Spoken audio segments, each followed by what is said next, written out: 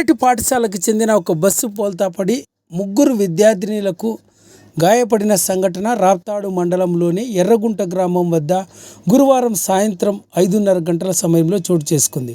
స్థానిక ఎర్రగుంట గ్రామస్తులు తెలిపిన సమాచారం మేరకు రాప్తాడు మండలంలోని ఎర్రగుంట గ్రామం వద్ద గురువారం సాయంత్రం 5:30 గంటల సమయంలో ఒక ప్రైవేటు పాఠశాలకు చెందిన బస్సు బోల్తా పడడం జరిగిందన్నారు.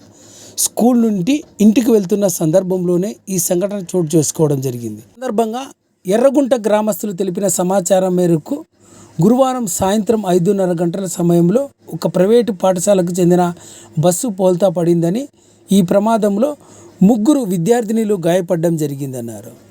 అయితే బస్సు డ్రైవర్ మద్యం తాగి మద్యం మత్తులో వేగంగా బస్సు నడపడం వల్లనే ఈ ప్రమాదం చోటు చేసుకుందని ఎర్రగుంట గ్రామస్తులు తెలపడం జరిగింది. సంఘటనలో గాయపడిన విద్యార్థినులను అనంతపురం ప్రభుత్వ ఆసుపత్రికి తరలించి వైద్య సేవలు అందిస్తున్నారు. ఈ సంఘటన పైన రాప్తాడు పోలీసులు సంఘటన స్థలానికి చేరుకొని కేసు నమోదు చేసుకుని దర్యాప్తు చేపడుతున్నారు.